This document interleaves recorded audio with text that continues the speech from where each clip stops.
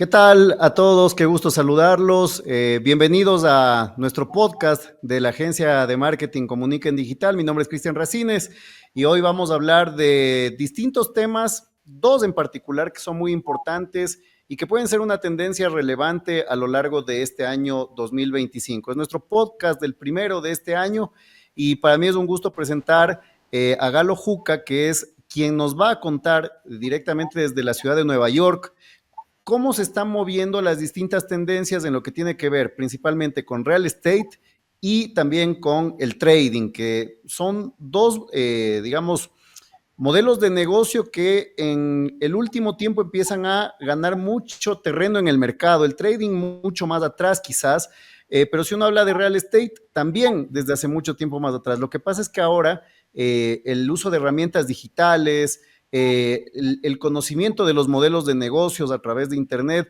han ido propagando un poco más el conocimiento al respecto de estas actividades, pero qué mejor que sea justamente Galo quien nos pueda contar un poquito más al respecto de lo que se tratan estas dos actividades. Qué gusto saludarte, Galo, bienvenido. Hola Cristian, muchas gracias por la oportunidad. Bueno, cuéntanos, vamos a ir por criterios básicos para que la gente que nos mira del otro lado entienda desde lo más elemental de qué se tratan ambas actividades. Arranquemos por el real estate. ¿Qué es el real estate? Se pregunta la gente, porque lo asociamos con tema de bienes raíces, pero no hay una claridad del todo de qué se trata. Claro que sí, el real estate o el mercado inmobiliario, como se diría en el español o el castellano, en Latinoamérica, todos sabemos lo básico, compramos una propiedad, todos queremos hacer dinero, compramos una propiedad, la vendemos o la mantenemos, vivimos en ella.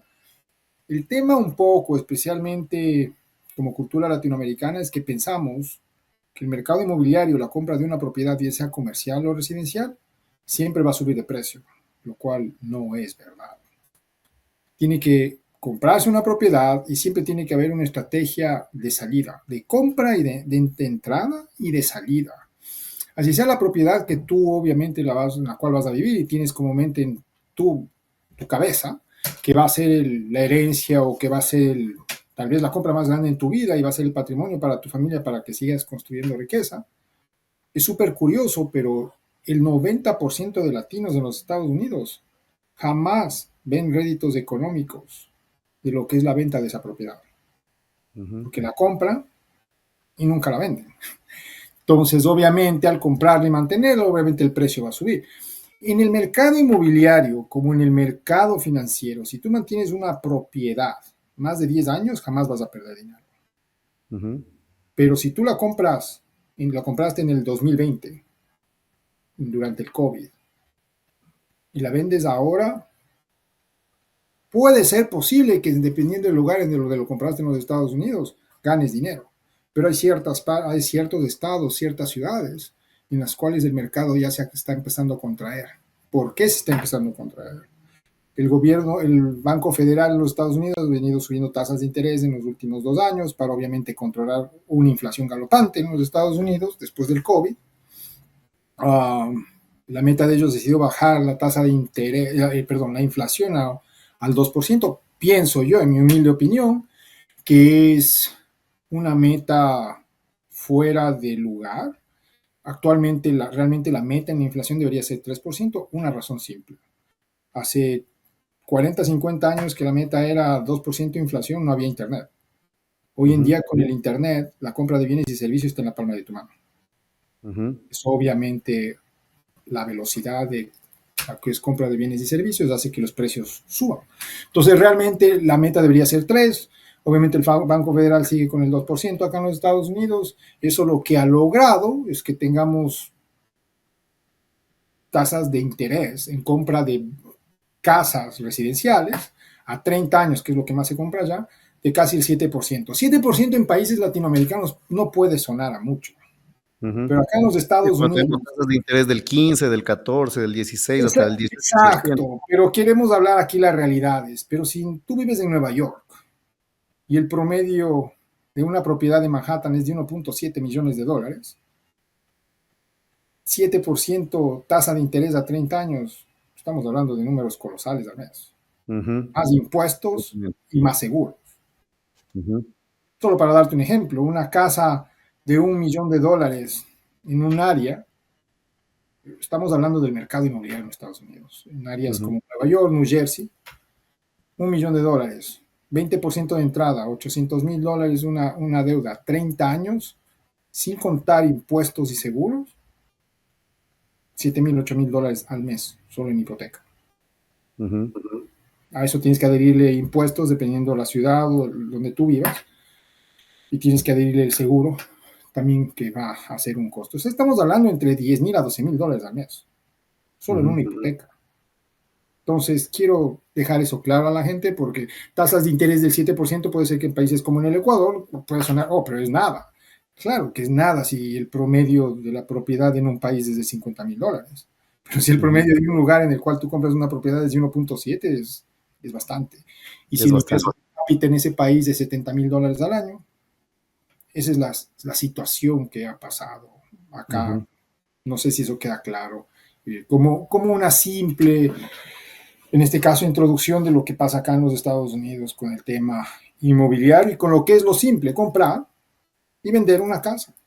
Ujú, ujú. Y el real estate, en este caso, ¿qué es lo que hace? ¿Qué es lo que hacen estos fondos de inversión? Porque, digamos, la gente lo que quiere conocer un poco es, bueno, ¿de qué están hablando estas dos personas en esta entrevista?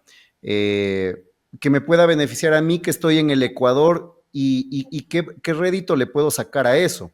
Entonces, ahí es donde quisiera que nos cuentes un poco qué hacen los fondos de inversión y qué posibilidad tengo yo, que tengo ciertos ahorros o tengo un dinero importante que puedo invertir y que muchas veces la gente elige quizás una póliza o un plan de ahorro futuro y podría estar generando quizás con real estate.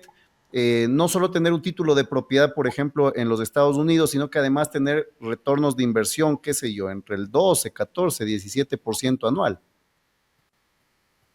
Claro que sí, a ver, anteriormente yo te respondí la pregunta basado en lo que la gente por lo general lo que hace, ¿no? Uh -huh. El 1% de la población acá en los Estados Unidos, cuando invierten en real estate, obviamente, la pirámide es distinta como la persona de clase media invierte en los Estados Unidos. La gente de clase media en los Estados Unidos, su mayor patrimonio es su casa,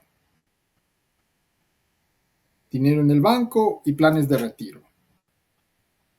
Y al último, invertir con fondos de capital privado si es que tienen acceso. Se ha venido democratizando un poco eso. Antes era más exclusivo, tenía que ser para inversores acreditados o calificados. Hoy en día tienes mayor acceso. Entonces, ¿cómo funciona el fondo de capital privado? Los fondos de capital privado hoy en día, por ejemplo, en el mercado inmobiliario, en el real estate, lo que ellos hacen es un modelo distinto.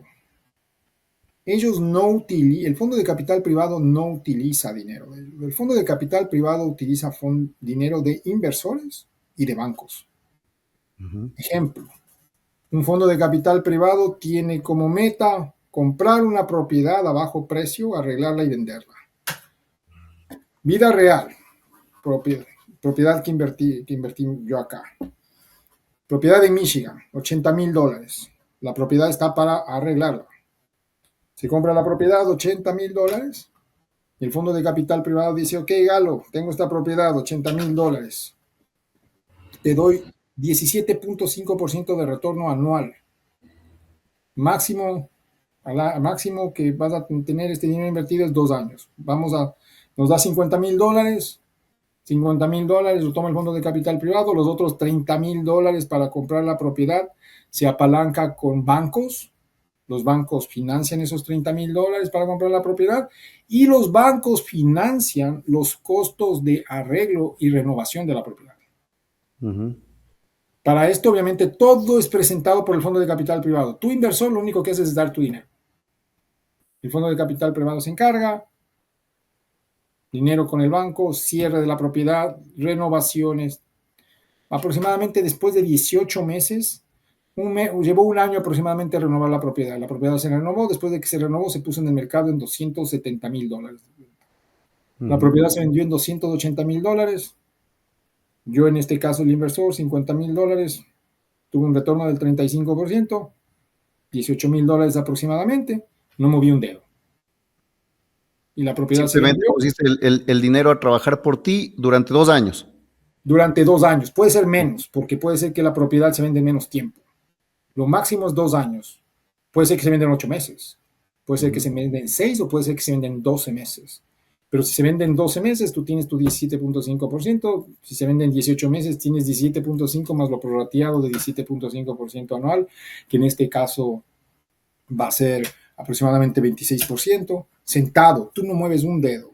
La gente puede preguntar, ¿y cómo yo, Galo, tengo seguridad de mi dinero que estoy invirtiendo? El fondo de capital privado, al tú invertir con ellos y comprar la propiedad, ellos abren una compañía de responsabilidad limitada, como se llama acá en los Estados Unidos, un LLC o LLC en español. Ellos, tú y el fondo de capital privado son dueños de la casa, de la propiedad. Tu Ujú. nombre está ahí. Durante ese tiempo, durante esos 2 años. Durante el tiempo de compra, desde la compra de la propiedad, renovación hasta la venta. El momento que se vende la propiedad, se disuelve la compañía y tú recibes tu dinero, tu inversión inicial más la ganancia. Aparte Ujú. de eso, de la formación de la compañía, tú firmas documentos legales. Tú firmas un memorando y firmas una suscripción de acuerdo en la cual te garantizan los retornos. Este tipo de inversión con fondos de capital privado, todo depende, así es como funciona este ejemplo que te dije. Hay otros ejemplos, hay otros fondos de capital privado que invierten en complejos residenciales. Ujú. Recién estaba yo trabajando con un fondo de capital privado en Carolina del Norte, 57 casas, lo compraron y estaban apalancándose 2.5 millones con inversores. Estos 2.5 millones con inversores, lo que ellos les ofrecían era eh, un retorno anual que les pagaban cada 3 meses del 7%. Puede sonar no a mucho en países, por ejemplo, dolarizados como el Ecuador, en el cual tú pones una póliza de acumulación y puede sonar 7, 8%, está bien. Pero ese no es, ese es el comienzo. 7% los 2 primeros años. El segundo año, al final del segundo año te devuelven la mitad de tu inversión y la otra mitad genera por los próximos 3 años entre 13 y 14% anual, que te pagan cada 3 meses. Es para personas que quieren generar ingresos cada 3 meses. Pero ahí no termina la cosa, porque al quinto año el fondo de capital privado va a vender este complejo de propiedades o refinanciar con el banco y te sacan de ahí. Te sacan, te devuelven la otra mitad de tu capital más la ganancia de lo que ha generado en los últimos 5 años de la estrategia de salida. Básicamente, para poner solo términos claros aquí, si tú inviertes $25,000 después de 5 años, sentado, sin hacer nada, recibiendo dinero cada 3 meses, tú duplicas tu capital. Ujú. En 5 años. En 5 años. Si tú colocas esos mismos $25,000 en una póliza de acumulación, por ejemplo, que yo sé, en dólares, en el Ecuador puede haber hasta pólizas de acumulación de 8 o 10%. Si tú lo colocas a 5 años, no duplicas tu capital. No lo duplicas. Porque el 8% en Quizás una no inversión, llegues ni al 30%. una inversión de $25,000, tomando mucho riesgo, invirtiendo en una cooperativa de crédito en el Ecuador, 10%, 5 años, vas a tener retorno de $14,000 a $15,000. Sentado, sí, pero recuerda que también el 10% en una cooperativa de crédito, hay una fórmula muy clara. Cuando tú colocas el dinero en un banco y el banco te ofrece más tasa de interés de retorno, más riesgo hay. Yo sé Ujú. que hay la agencia de garantía de depósitos, pero seamos claros, hay veces también no queremos problemas.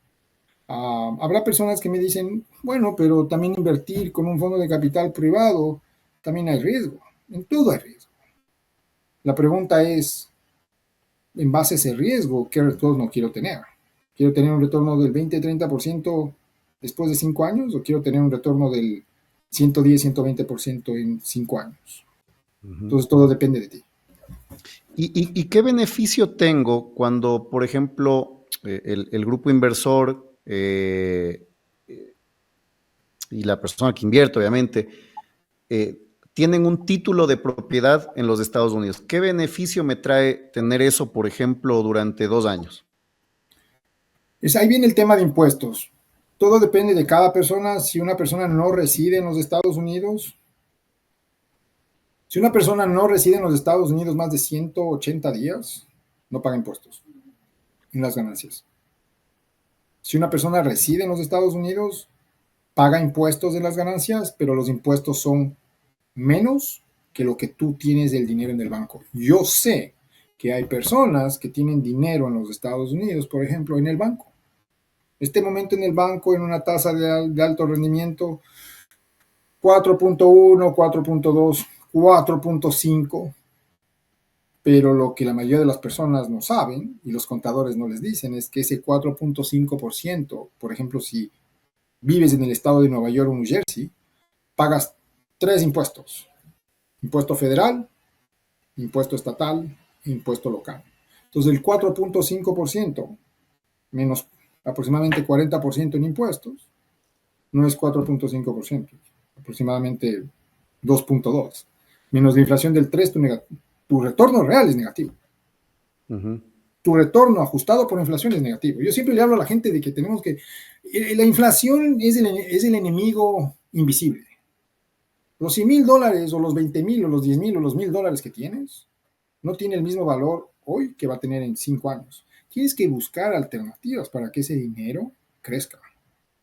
Pero también no solo va a crecer teniéndolo en el banco, tienes que diversificarlo, tienes que tomar un poco de riesgo.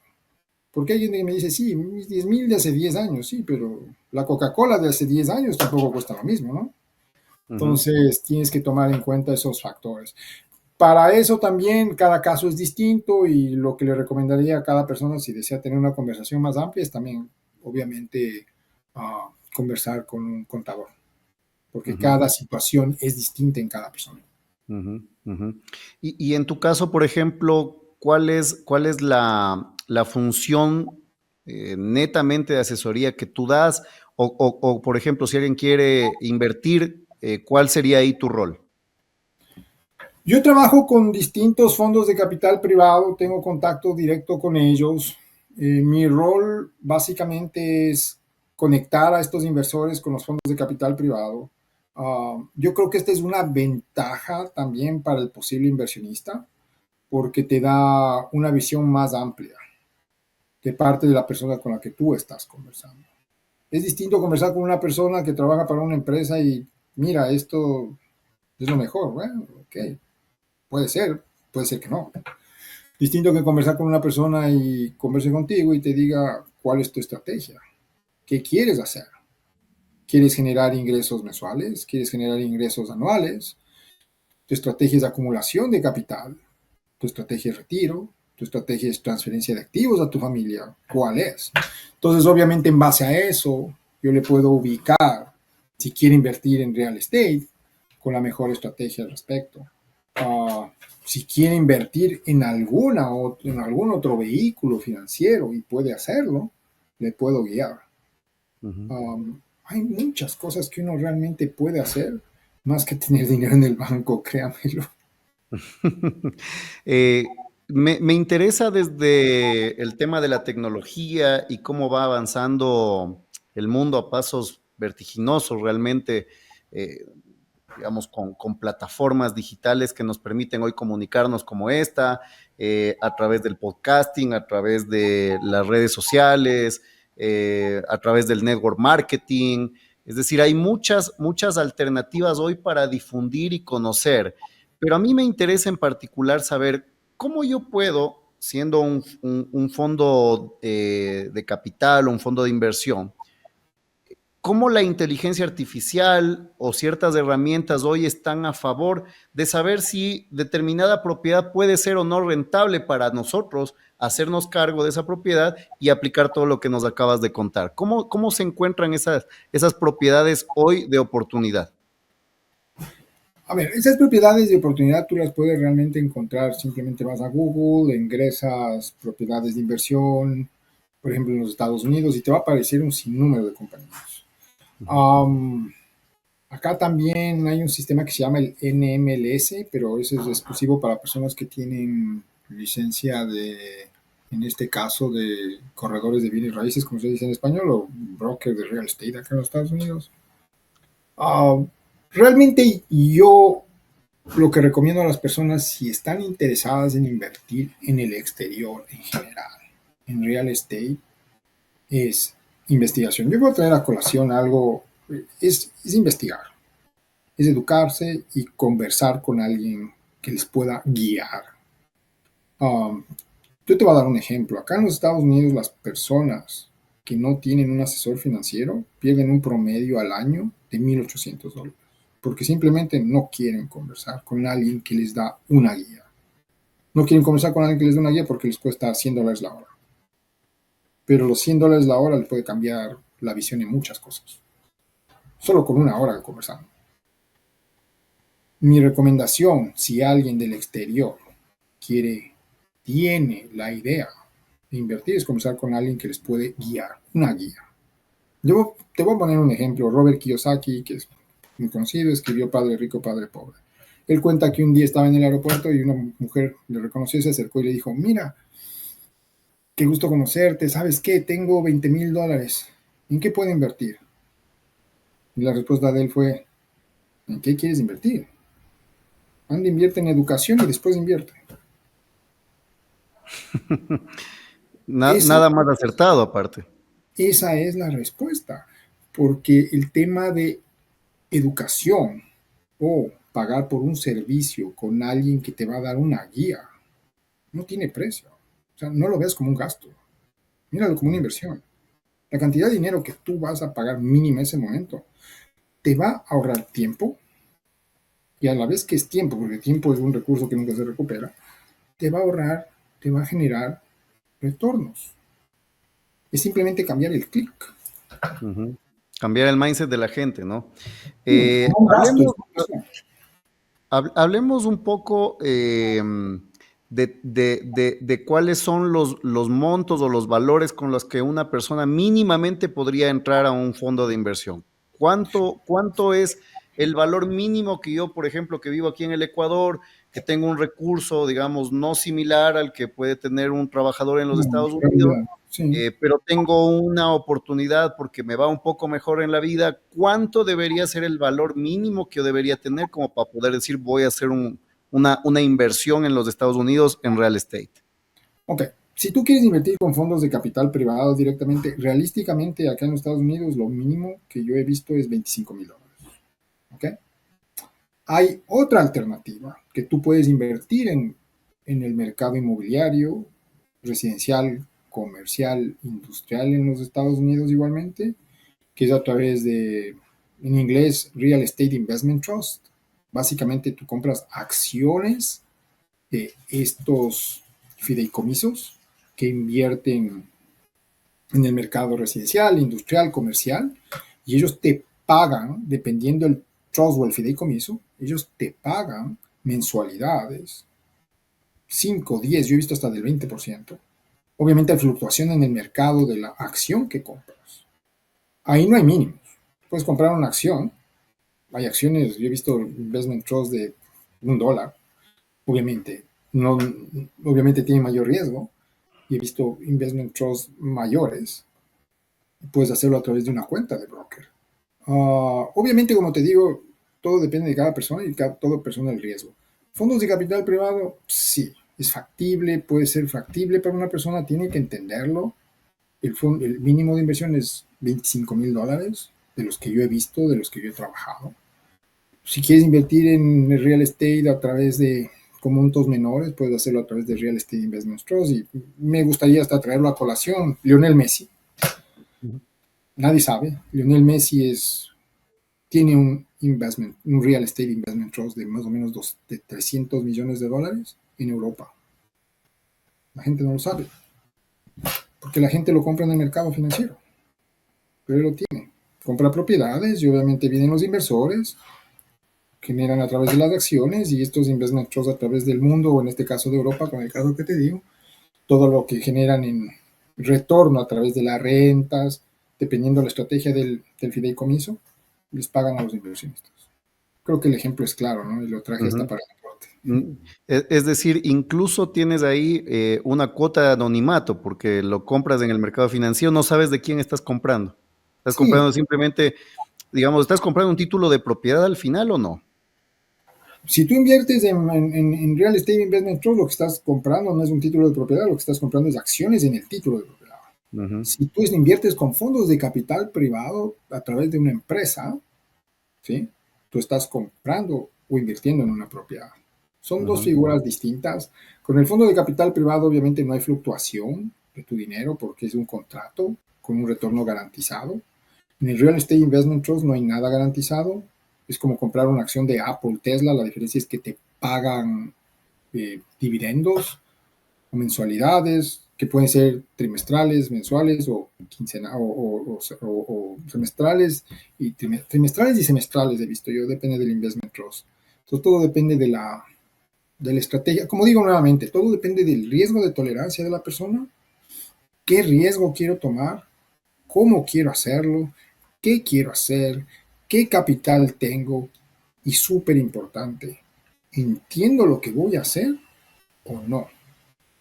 Yo puedo tener el dinero ilimitado. Me gusta hablar del dinero ilimitado, no me gusta hablar de límites. ujú. Pero si yo no entiendo, créeme que voy a estar todos los días mirando la bolsa de valores, voy a estar todos los días llamando por teléfono a la persona a la cual estoy envuelto en el fondo de capital privado, voy a estar ingresando todos los días, voy a estar mirando fotos, porque es una cuestión cognitiva en tu cabeza. Si no lo entiendes, tienes miedo. El lado izquierdo de tu cerebro te va a lanzar mensajes todo el tiempo que tienes miedo porque no lo entiendes. Entonces lo Ujú. fundamental es, primero, con todas esas preguntas, que lo entiendas. Lo entiendas, te sientes cómodo y todo va a ir bien. Estamos hablando con Galo Juca para entender un poco de qué se trata el real estate y bueno, si ustedes quieren contactarlo, pues vamos a dejar en la parte inferior de este podcast el email y algunos puntos de contacto para que puedan hablar con él. Hablemos de trading, porque también haces trading y la gente escucha trading y como que se encrespa un poco, ¿no? Dicen, eso no sirve, eso es una estafa, eso no funciona, eso simplemente es entrar como a la ruleta rusa a ver si puedo ganar algo de dinero. En un alto porcentaje creería que funciona de esa forma por lo que mencionaste anteriormente, que es el desconocimiento, la falta de educación al respecto, pero ¿cómo funciona realmente el trading que sí te da una oportunidad de, al igual que en el real estate, invertir y jugar un poco con lo que es directamente el mercado, digámoslo así, ¿no? Con las inversiones y con las oportunidades que se pueden presentar día a día? La gente se queda como, eh, lo tiene muy presente de las películas. El tipo que está parado en Wall Street y está mirando todo el tiempo estos indicadores que al final la gente dice, ¿qué serán? Cuéntanos de qué se trata el trading, Santi. Bueno, el trading se ha popularizado bastante después del 2020, con el COVID, después del COVID, durante el COVID. Yo fui testigo de muchos casos exitosos porque de personas sin sofisticación, porque simplemente compraron algo en el momento que tenían que comprarlo y sin saberlo. Uh, entonces la gente, al mirar eso alrededor, todas estas historias, todos se convirtieron en traders. Yo tenía un primo que salió de la universidad y no, yo no voy a trabajar, voy a ser trader. 2021 y yo, ok. Ahora estás viendo nuevamente esa tendencia, los comenzaba a ver en el último semestre del 2024, especialmente con el auge nuevamente de la criptomoneda con Bitcoin, que llegó a romper los $100,000. No soy un fanático de criptomonedas, pienso que no, que es 100% especulación, no tiene respaldo de absolutamente nada, es simplemente producto de la imaginación. Tú compras ahora y mañana hay una guerra y tus 5,000 o 10,000 dólares se convierten en cero.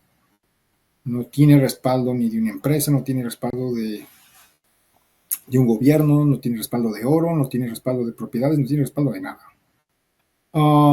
Pero obviamente, cuando hay demanda, el precio sube. El trading es un arte psicológica. Más allá de análisis técnico, como tú dijiste, los charts o ver los gráficos, tú puedes pasarte en los gráficos, tú puedes hacer análisis técnico 8 horas al día. Si no tienes fundamentos o fuerza psicológica, no te sirve de nada. Ejemplo, tú comienzas a hacer trading.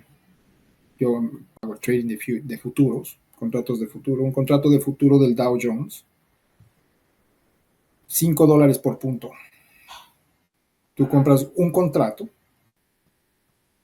el Dow Jones abre a las 9:30 de la mañana, el mercado en los Estados Unidos abre a las 9:30 de la mañana, hora este, y tú vas a la gráfica y se mueve el promedio de 100 a 150, de 100 a 200 puntos en 5 minutos.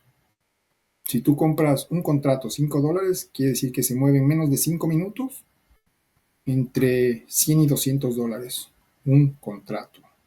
Entonces, cuando tú ves eso y tu cerebro no está acostumbrado a ver esa fluctuación, tienes pánico. Entonces, si pusiste el contrato a tu favor al alza o a la baja, si está a la alza, créeme, estás ganando $100, cierras y gané $100. Pero aquí viene el tema del trading. Cuando estás perdiendo $100, no cierras, porque tienes en tu cabeza, nuestro instinto de sobrevivencia nos dice que no vas a cerrar el contrato porque estás con la esperanza que se ponga a tu favor y continúas y pierdes. Te voy a dar una estadística. Es decir, es casi, casi como la gente que se embala en el casino. Sí, sí, Nos resignamos a no perder. sí, porque nuestro cerebro funciona así. No Ujú. quieres perder. No Es quieres decir, la perder. parte neurálgica del trading es saber cuándo tengo que retirarme. Sí, tienes que tener metas claras y saber cuándo retirarte. Obviamente, tienes que tener conocimiento de lo que estás haciendo. Ujú. No puedes entrar sin hacerlo. He visto gente que entra sin tener conocimiento. He visto gente que el primer día entra sin conocimiento y ganan $1,000. Y qué maravilla. Y van el segundo día y pierden 3,000. Entonces, te voy a dar un ejemplo. Se hizo un estudio en el Reino Unido en el 2000. Gente que hace trading con monedas. Dólar, euro, libra esterlina. Todas estas monedas. Y súper curioso. El 60% de trades o de operaciones o de posiciones son exitosas. El 60%. O sea, 60%, de 6 de cada 10 Ujú. posiciones tú Es ganas. alto. Es alto. ¿Quién gana? Ahí es importante entender. ¿Quién gana con ese 40% que perdió? Aquí viene la explicación. El 60% de posiciones que tú colocas ganas y el 40% pierdes. Entonces tú dices, oh, no estoy mal. ¿No es cierto? El problema viene que cuando ganas, ganas menos que cuando pierdes. Entonces si ganas el 60% y ganas $200 por cada posición, son $1,200. Pero si pierdes 400 en el 40%, son 1,600. Entonces estás perdiendo $400 cada día. Ujú.